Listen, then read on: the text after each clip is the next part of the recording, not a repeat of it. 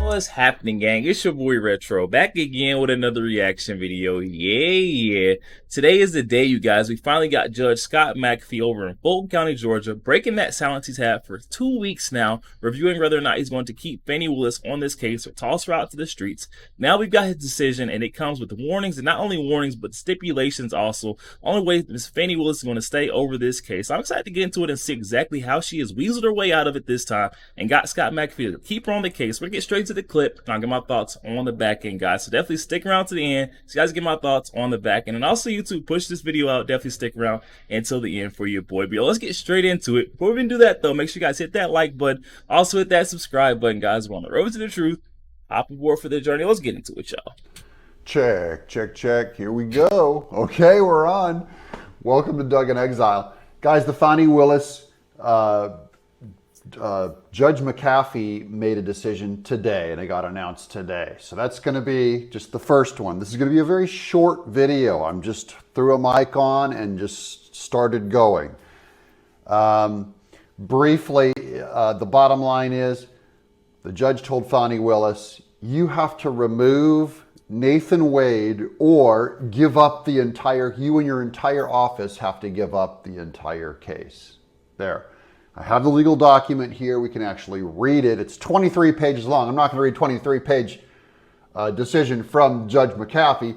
He just showed that he took his time to be thorough and put this thing together correctly. We're not going to read all the correct. I'm going to give you the summary of the whole thing. How's that? Welcome to Doug in Exile. I'm Doug Tenaple. This is where the Happy Patriots are. We've been following Fani Willis since even before before she went viral, before the controversy. So I think we can already all guess what Fani Willis is probably going to do if she wants to keep this case, and if they think it's strong enough, she will throw Nathan Wade under the bus. That's if she wants to, if she goes like, look, I'm gonna, and she seems pretty proud and pig-headed. I think she's gonna stay on this thing and just get rid of Nathan Wade there. And then she gets to continue her prosecution. She's not gonna, this thing is not gonna go to trial, guys. This ain't gonna happen. They may be able to, just to seat a jury, okay? How long does it take to seat a jury in a RICO case? Last time Fani Willis, it took like over a year. And so that was a very public, drawn out case. You can't seat a jury. Ain't gonna happen before Trump gets elected.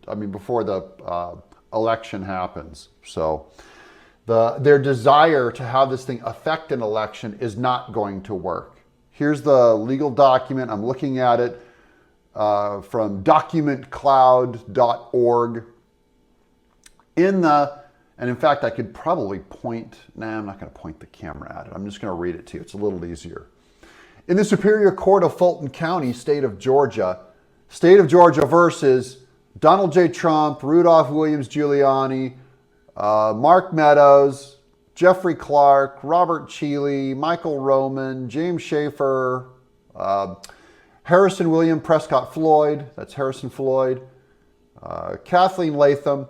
The order on defendant's motion to dismiss and disqualify the Fulton County District Attorney. So this is something that they all put together to try and disqualify Fani Willis. Which is really, so this is a second case. After Fani Willis went after Trump, these defendants all went after Fani Willis. On January 8th, 2024, that was early this year, defendant Mike Roman filed a motion to dismiss the indictment and disqualify the Fulton County District Attorney's Office. 8 co-defendants later joined supplemented the motion, raising additional grounds for disqualification. Among other allegations of disqualifying conduct, the defendants contend that the district attorney obtained a personal stake in the prosecution of this case by financially benefiting from her romantic relationship with Special Assistant District Attorney Nathan Wade, whom she personally hired to lead the state's prosecution team. Now, the judge does not go on to say he was found guilty of that. He just goes, look, He said, she said, but this is obviously looks like impropriety. And therefore, you will resolve this thing by doing this. Now we're going to get to the, I'm skipping 23 pages of all this backfill by the judge, which is fine, to get to the final paragraph, which is always the conclusion where they sign their order. They go, therefore, this is Judge McAfee, this is the final paragraph. We're going to read that together, and that should be able to conclude most of this thing for you. Okay, here we go. Conclusion. Whether this case ends in convictions, acquittals, or something in between, the result should be one that instills confidence in the process. Anybody getting more and more confidence in the process with Fani Willis? I mean, Judge, I got bad news for you, buddy. Not only is your court a laughingstock, all of Fulton County is a laughingstock, all of Georgia's a laughingstock, and people are horrified at the thought that there's a district attorney named Fani Willis rolling around. How's Harrison Floyd supposed to feel about this complete, unprofessional, scamming amateur? Like, I really think McAfee blew it on this one. He did not go deep enough. And I don't just mean that as a partisan Trump supporter. Of course I'm a partisan Trump supporter, but if the goal is to instill confidence in the process, how's everyone feeling about confidence in the process these days? Good Lord.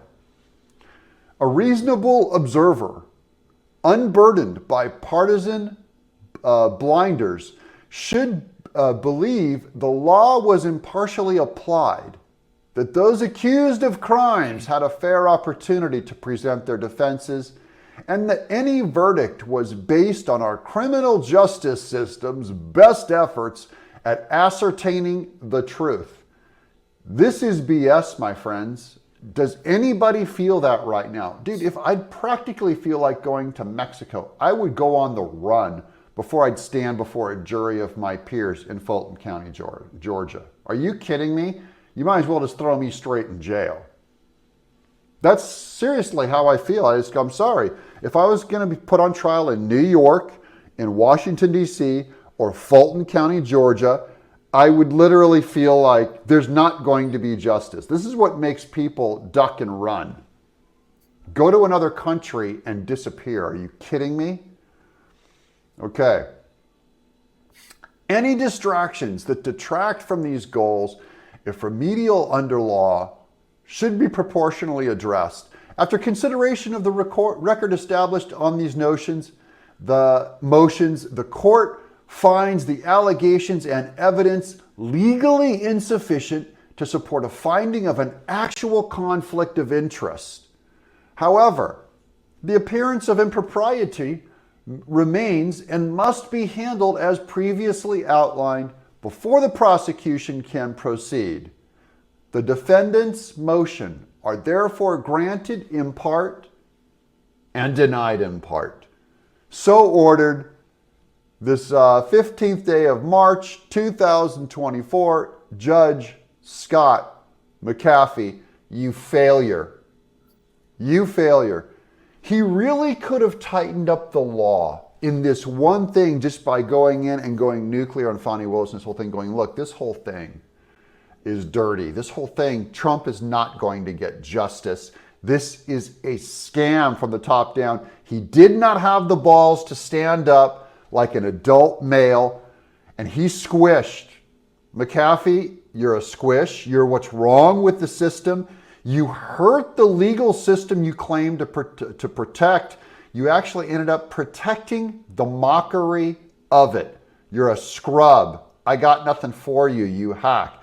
This pretends like you're trying to be fair and with the law, and really, you're funny. It shows you do not have common sense.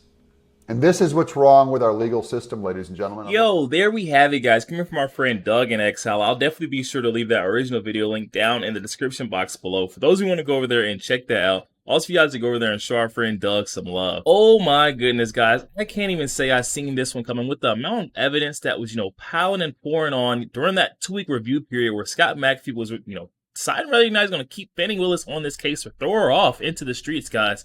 We had so much evidence, people coming out, new fronts being launched. I truly thought we'd see a totally different outcome coming from Scott McAfee just based off, the outpour of, evidence on Miss Fani Willis, all her wrongdoings that have been coming out, and all these different fronts that have been launched on her, all these entities, from different angles that have come in and saying that she has done something wrong. Honestly, just don't see how Judge Scott McAfee got this one wrong this time. I just feel like everything was right in front of him, all the evidence. And he's trying to say that, there wasn't enough, physical evidence of her breaking the law or her, having a conflict of interest within the case. But I mean, it was all right in front of him and he just blatantly ignored it, guys. I feel like someone got to Scott McAfee. I mean, all of this has been lining Miss Fani Willis up to be tossed off of this case, and Judge Scott McAfee sees all this evidence and turns another blind eye. I mean, what other answer do we have other than the fact that he has been compromised? They've got to Judge Scott McAfee just like they got to Terrence Bradley, Nathan Wade's ex-attorney. They had him hushed up. Now they've infiltrated, and corrupted Mr. Scott McAfee, the judge presiding over this case. This whole thing should have been tossed out. I'm not sure how Miss Fani Willis is still on top of this case. District Attorney Fani Willis essentially getting yet another get out of jail free card, only having to, throw her boyfriend Nathan Wade under the bus, which I feel like was coming either way. I mean, we could already see based off of her testimony that she was ready to, sink the whole ship. Fani Willis was ready to throw everyone underneath that bus, not only her boyfriend Nathan Wade, but her whole office, guys, because we can't forget there was a lot of, corruption and wrongdoings going on amongst her, her district attorney's office, guys. So she was ready to throw everybody under the bus, and then for Judge Scott McAfee to throw her a bone where he says that the only thing that she has to do to prove that she has no conflict of interest within this case is to throw her boyfriend Nathan Wade off the case and underneath the bus. I mean, come on, that's a no-brainer for Miss Fani Willis. She's no stranger to, throwing people under the bus. Look what she did to Miss Amanda Timpson, guys. Amanda Timpson spoke up for what was right, on the wrongdoings of Miss Fani Willis. She tried to step in front of her, and guess what happened? Miss Fani Willis rolled her right on out the door, guys. 6 armed guards rolled her under the bus too, guys. So this terrain for Miss Fani Willis is all too familiar. She's so, acquainted with throwing people under the bus. I truly can't believe we just seen Judge Scott McAfee after 2 weeks come out and, let Miss Fani Willis essentially off the hook scot-free. She didn't have to do anything but toss her boyfriend off the case, guys. We may not have gotten the ruling we wanted from Judge Scott McAfee as, tossing Miss Fani Willis off the case, but we're still seeing more wins coming from Trump. Let's remember, guys, this is all a timing game. So, that 2-week period that Judge Scott McAfee had to take a pause and a break on the case is another win for Donald Trump, guys. Definitely hop in the comment section and let me know your thoughts on this one. Judge Scott McAfee coming out of nowhere, huge plot twist, and let Miss Fani Willis stay on the case. All she had to do was toss her boyfriend Nathan Wade off the case, guys. Definitely hop in the comment section and let me know your thoughts. Also, make sure you guys hit that share button, guys, and share this out to as many Facebook friends as possible. Also, make sure you guys hit that like button. Does not cost a thing. Hit that like button for your boy, and also hit that subscribe button, guys. We're on the road to the truth. Hop aboard for the journey. I'll catch you guys in the next week. Yo, what's happening, Retro Fam? Are you guys looking for a way to connect with your boy Retro and the Retro Fam on a day-to-day basis? Look no further, guys. Memberships have now been launched where you can gain exclusive access to chat with your boy Retro and the community and gain perks, guys. Just hop in the description box below and check out the link for memberships, guys. You can subscribe on a monthly basis to chat and have exclusive perks with your boy Retro and the Retro community, guys. Check that out in the description box today.